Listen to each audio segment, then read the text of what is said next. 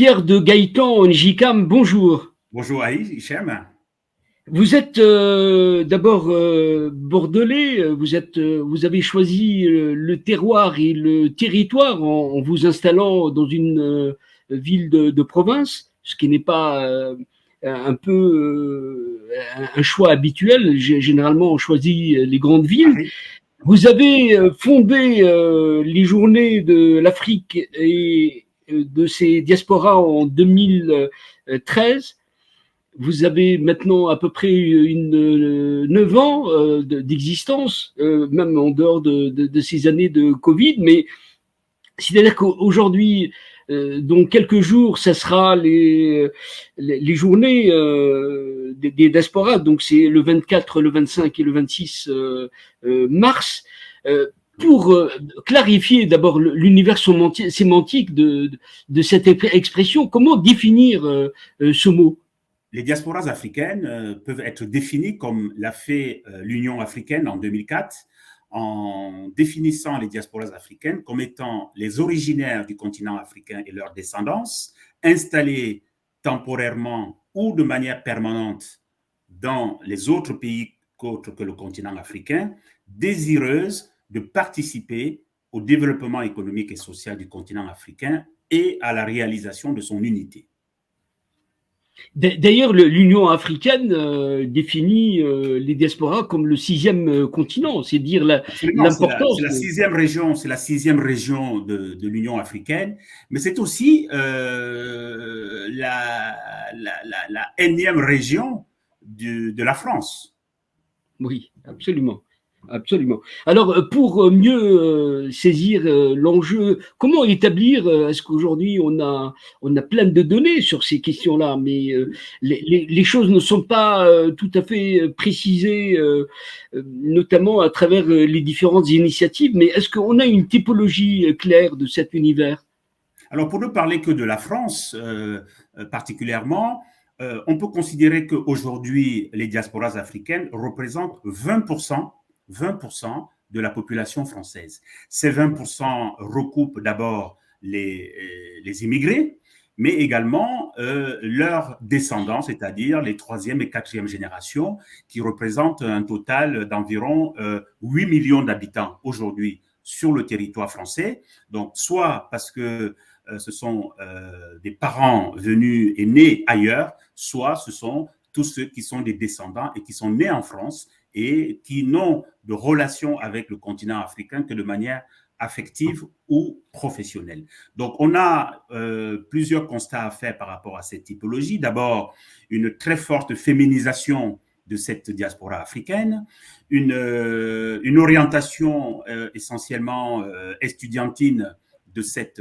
diaspora et s'agissant de ceux qui sont nés en France et qui n'ont de relation que affective ou ascendante avec le continent africain, ce sont des diasporas qui sont mobilisées sur l'entrepreneuriat, l'investissement et de plus en plus des cadres du secteur privé. Le poids de des diasporas, ça a été analysé par la Banque africaine de développement à travers une étude. La Banque mondiale. La Banque mondiale, l'OCDE, il y a aujourd'hui beaucoup de données sur cet apport inestimable en termes en fait, de capitalisation sur les ressources humaines et cette force du rayonnement à travers cette richesse humaine. Mais comment aujourd'hui valoriser tout cela et donner, sortir de l'ambiguïté, parce que on est toujours dans cette entre-deux où l'on considère ces gens-là comme des étrangers, mais alors que pour beaucoup, ils sont ancrés dans la réalité française. Oui, de ce point de vue-là, le président Emmanuel Macron a eu une formule qui me paraît extrêmement pertinente, qui est qu'il y a à assumer une part africaine de l'identité. L'Afrique est en France, comme la France est également en Afrique et ailleurs. Et donc, il convient de considérer ces diasporas africaines comme faisant partie de la réalité française, mais aussi comme faisant partie de la réalité africaine. En fait, ce qui peut être considéré comme une ambiguïté qui est plus une complexité, c'est que ce sont des catégories de l'entre-deux. Et lorsque on est dans l'entre-deux ou dans la double présence, hein, comme disaient nos dévanciers Alioune Diop, Senghor et Césaire et bien d'autres, eh bien, il convient que ici et sur le continent africain, il y ait une prise de conscience de cette double richesse, une richesse pour la France, mais aussi une richesse pour le continent africain, d'où l'impérieuse nécessité de travailler aux connexions. Voilà, aux connexions. Comment on élabore des stratégies publiques et privées pour capter et projeter sur le continent africain ces ressources humaines hein, que vous avez évoquées. Ouais. Comment également on oriente l'argent, les financements sur le secteur productif dans les projets d'investissement. Et je pense que c'est la trajectoire qui est aujourd'hui prise tant par la France que par les États africains. Comment faut-il les considérer? Est-ce que ce sont des bâtisseurs, des passeurs? Parce que en réalité, cette chance d'être dans la multipolarité donne des atouts considérables. Est-ce que on est dans la valorisation de ces atouts aujourd'hui ou non? Alors, je pense que il faut les considérer à la fois comme pont, passeurs et bâtisseurs. La trajectoire qui est prise, à mon avis, aujourd'hui, elle est la bonne. Elle est effectivement de mobiliser ces diasporas pour accompagner un certain nombre de politiques publiques, pour les inspirer, les mettre en œuvre, les concrétiser. Mais il convient de reconnaître que beaucoup de chemin reste encore à faire. Beaucoup de chemin reste encore à faire, à la fois pour créer un environnement favorable dans les pays africains pour donner envie et en tout cas accompagner la projection de ces diasporas sur le continent.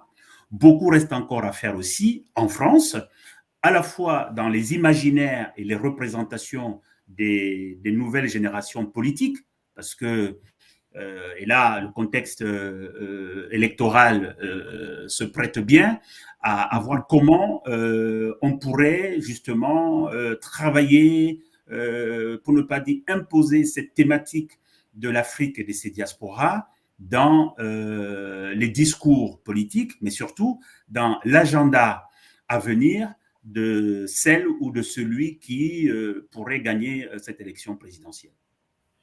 Mais cette richesse, elle a été abordée par un chercheur français, Alain Tarus, qui est décédé à Marseille. En fait, il était basé à Marseille. Il a fait un livre sur la mondialisation par le bas. Est-ce que aujourd'hui on est parce que très souvent ces gens-là sont très en avance sur la réalité, par leur maillage des territoires, des relations, et ne faut-il pas peut-être les suivre pour innover et être complètement à jour en ce qui les concerne? Oui, je pense que ce que révèlent également les dynamiques diasporiques, c'est que par leur installation, pas simplement dans les grandes villes, mais également sur les territoires, on voit bien que les initiatives des diasporas, que ce soit des cadres ou des acteurs de l'économie sociale et solidaire ou les acteurs associatifs, montrent que il y a par le bas, si vous voulez dire, en tout cas de manière horizontale sur les territoires, des initiatives porteuses de renouvellement, de formes de relations, de coopération et de partenariat entre l'Afrique et la France et l'Europe. Donc, ce qui signifie qu'on peut s'appuyer justement sur ces diasporas qui sont dans des universités, qui sont dans des PME et des PMI des territoires, qui sont dans des associations et des ONG qui font des choses concrètes dans les pays africains pour reconstruire en fait une autre manière de fabriquer un monde en commun. Vous êtes installé, comme je le disais, à Bordeaux, et la France a 13 régions. Vous êtes une de ces régions-là. Comment jouer l'attractivité en ce qui concerne cette question, et comment vous avez travaillé depuis ces 9 ans sur cette problématique, et comment regardez-vous les autres acteurs par rapport à Oui, ça? d'abord, l'intérêt d'avoir porté cette initiative en territoire, c'est justement de préfigurer ce que je pourrais appeler les nouvelles coalitions territoriales pour le développement. Je pense qu'il est temps justement de construire, en tout cas de co-construire avec différents acteurs la co-création de valeur en France, en Europe et en Afrique. Ce qui veut dire qu'il faut être autour de la table nos pôles de compétitivité, nos pôles d'excellence en matière, par exemple, pour ce qui concerne la Nouvelle-Aquitaine, c'est l'aéronautique, donc c'est l'agro-industrie, c'est également l'e-santé, c'est également toute la filière vitivinicole. Donc, voir comment les richesses de nos territoires peuvent connecter avec les besoins des territoires africains où on constate de plus en plus de métropoles, où on constate de plus en plus la mise en place d'un certain nombre de zones économiques spéciales ou de zones de développement intégrées. Donc, tout cela permet de connecter en fait des acteurs du développement par le bas, par les territoires. Et donc, du coup, ça crée des nouvelles dynamiques en fait de création de richesse, de création de valeur. Et au cœur de tout cela, il y a les universités. La France doit rester, à travers ses territoires, l'excellence de ses universités, le lieu où les générations africaines continuent à se former ou à s'inspirer. Et je crois que c'est un peu ça l'enjeu d'avoir initié cette dynamique à partir d'une région comme la Nouvelle-Aquitaine. Les journées de l'Afrique et de ses diasporas, il y a un grand programme sur plusieurs jours, mais on voit les thématiques, c'est-à-dire que l'agriculture, par exemple l'agriculture, l'agro-business, le financement des PME et PMI, transition numérique, la gestion des risques, mais ça, ces thématiques, on les retrouve un peu partout ailleurs, mais qu'est-ce qui pourrait aujourd'hui nous sortir de cette, on dirait peut-être avec un mot savant, cette tautologie, cette espèce de répétition qu'on voit un peu partout pour être dans l'originalité. Comment se démarquer de ce qui se passe sur ces questions-là? Alors d'abord, la première originalité de notre démarche a été de co-construire cette thématique avec des acteurs qui sont installés en Afrique. Donc, autrement dit, chaque thématique a été co-construite, nourrie, n'est-ce pas, de l'expérience des acteurs du continent africain. Et c'est la raison pour laquelle pratiquement la majorité des intervenants viennent d'Afrique. Et donc, sur chacune des thématiques, il s'agit véritablement d'adresser un des enjeux qui me paraît fondamental pour les diasporas africaines, c'est l'enjeu de la connexion.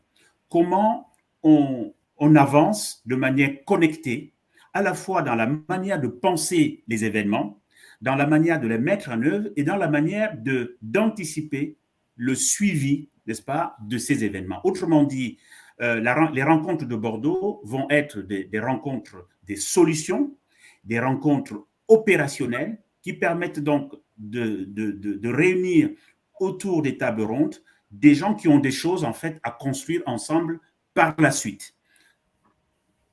Quelle est la chose la plus importante à vos yeux dans ce monde affecté 2 ans durant par le Covid, aujourd'hui en 2022 par une guerre qui risque de tout perturber alors que la résilience s'organisait.